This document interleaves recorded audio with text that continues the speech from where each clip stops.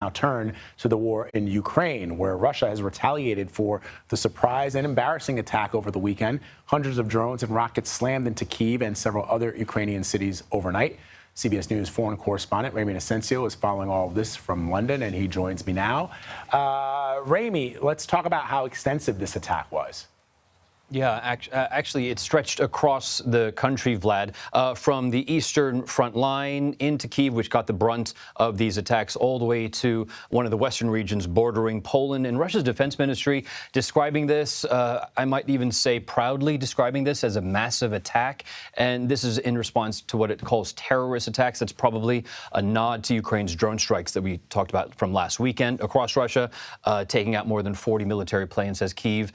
Ukraine's defense ministry, though, says that Russia fired something like more than 450 drones and missiles combined. Ukraine says it took out most of them, but not all of them. And we're seeing the damage here on the screen. Kyiv, again, getting the brunt of those attacks. Several districts reporting fires, damage there. One drone took out the side of an apartment building, and you're looking at explosions in the village of Lutsk in northwest Ukraine. A hotel was hit there. That hotel had Ukraine's national track and field team in it. But all of this, again, being called a massive attack, this could be just the start of Russia's revenge to those drone strikes from last weekend. So this retaliation was expected, and it was even, as you know, Ramy, telegraphed by President Trump after his call with Putin.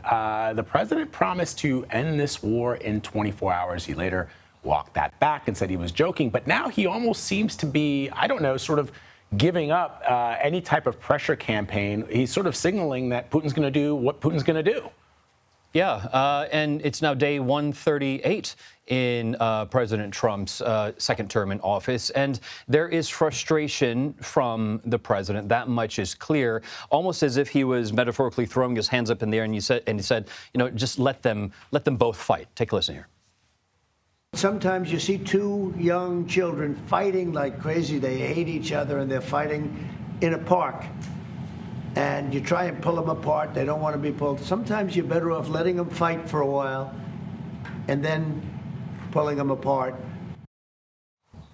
Also came out with a statement today, Vlad, but not about war, but about peace, talking about next steps for negotiations. Moscow saying that it is grateful to the U.S. for continuing mediation efforts, and that it's important to continue. But got to say, a lot of critics see this as just a play for time, that the Kremlin is trying to use that and will attack again in no time.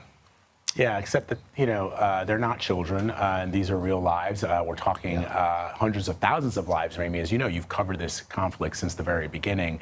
Men, women, and children who have been killed. And I think what you saw yesterday in the White House with the German chancellor trying to get the president to step up in their efforts to try to end this horrible war. Ramy, thank you very much, my friend. Appreciate it as always. Take care.